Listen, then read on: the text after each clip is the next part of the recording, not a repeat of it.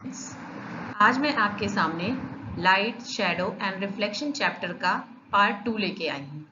इसमें आप जानेंगे कि ट्रांसपेरेंट, ट्रांसलूसेंट और ओपेक टाइप के ऑब्जेक्ट्स क्या होते हैं और शैडो कैसे बनती है, उसके लिए कुछ कंडीशंस होती हैं वो हम समझेंगे और साथ में सोलर और लूनर इक्लिप्स के बारे में डिस्कस करेंगे। तो आइए शुरू करते हैं आज का chapter light, shadow and reflection part 2। Transparent, opaque and translucent objects, ये जो कैटेगरीज हैं ये किसी भी ऑब्जेक्ट के अंदर से किस तरह से लाइट पास हो रही है उसके हिसाब से डिवाइड की गई है। ट्रांसपेरेंट ऑब्जेक्ट वो ऑब्जेक्ट्स होते हैं जिनके अंदर से होकर के लाइट पूरी तरह पास हो जाती है, कोई रिफ्लेक्शन नहीं होता है, कोई भी लाइट वापस नहीं आती है बैक होकर के।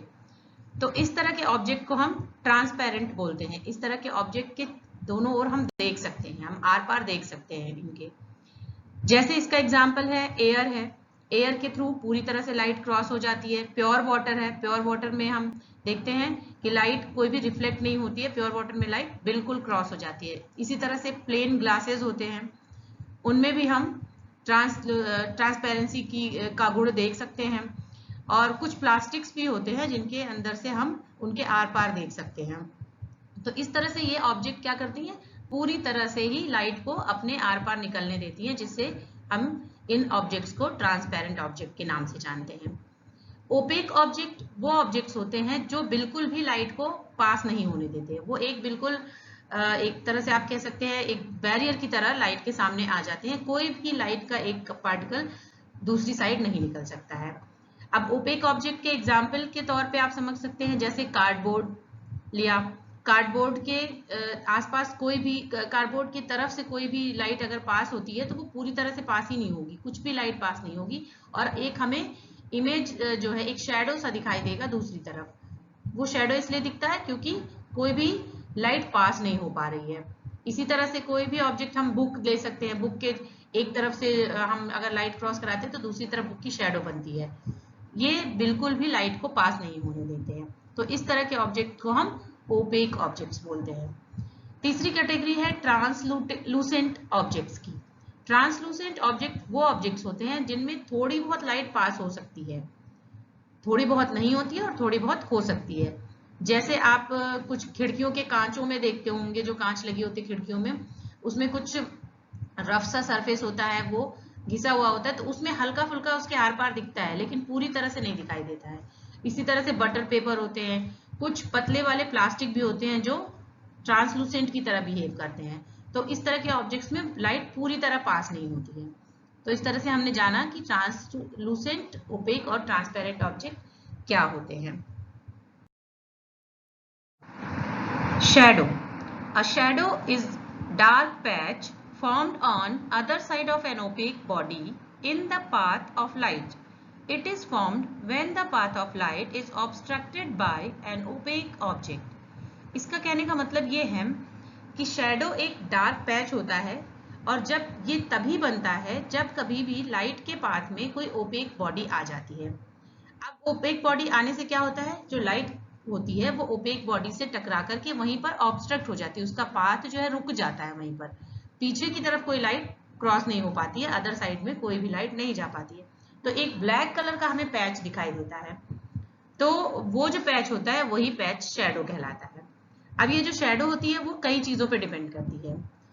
जो शैडो का शेप होता है वो दो चीजों पे डिपेंड करता है। शेप क्या है उस ऑब्जेक्ट का जिसके की वो शैडो है, और दूसरी क्या है कि जो सोर्स ऑफ लाइट जिससे कि शैडो बन रही है वो सोर्स ऑफ लाइट कहाँ पर रखा है। जैसे कि आप साइड में पिक्चर में देख रहे हो कि अलग अलग टाइमिंग पे ये सन जो है सोर्स ऑफ लाइट है और एक स्टिक लगी हुई है, इसकी शैडो बन रही है ग्राउंड पर।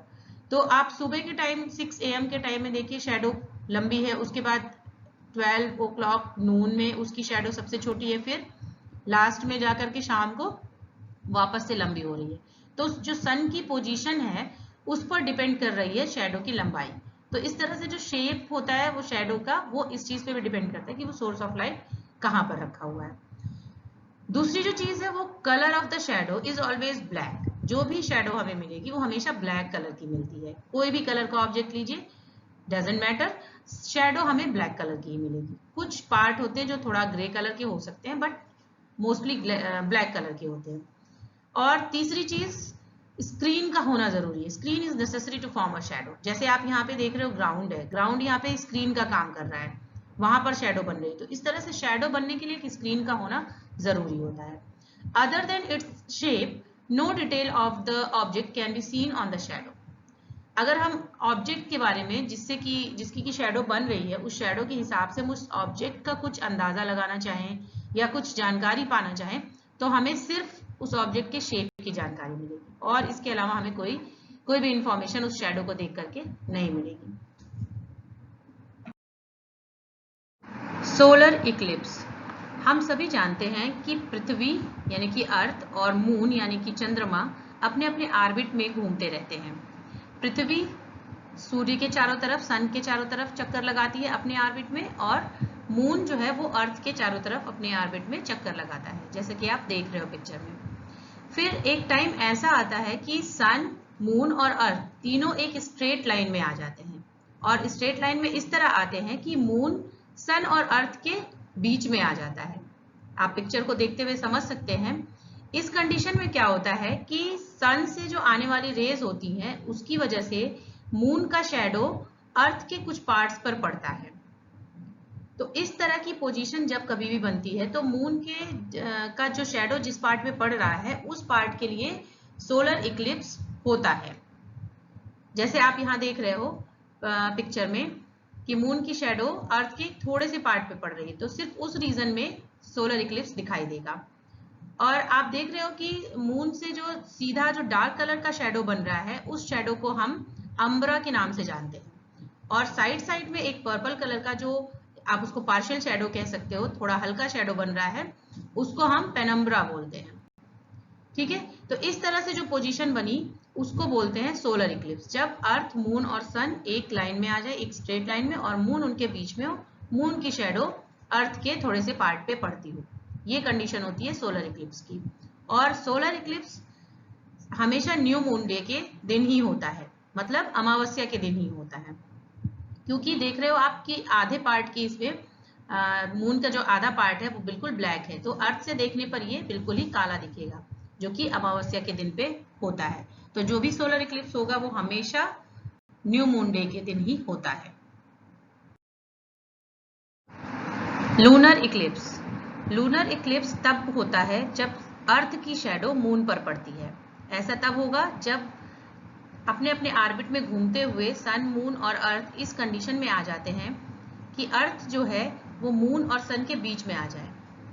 तो ये जो स्ट्रेट लाइन में एक कंडीशन बनेगी, उसको हम लूनर इक्लिप्स के नाम से जानते हैं। और इस तरीके से आप देख रहे हैं, जो डार्क कलर का शैडो अर्थ का मून पर बन रहा है उसको हम अम्ब्रा कह रहे हैं, और साइड साइड में जो पार्शियल शैडो बन रहा है उसको हम पेनम्ब्रा बोलते हैं। और जब कभी भी मून होता है, लूनर इक्लिप्स होता है, तो वो लूनर इक्लिप्स हमेशा फुल मून डे के दिन ही होगा, क्योंकि हमेशा जो मून का जो उजाले वाला पार्ट होगा वो हमेशा अर्थ की तरफ फेस करेगा, जो उसका लाइट एंड पार्ट होगा वो हमेशा अर्थ को फेस करेगा। तो ऐसा हमेशा सिर्फ फुल मून डे के दिन होता है।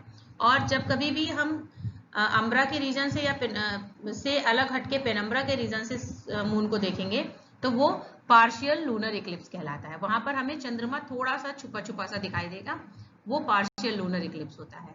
तो इस तरीके से हमने जाना सोलर और लूनर इक्लिप्स क्या होता है। Thank you for watching.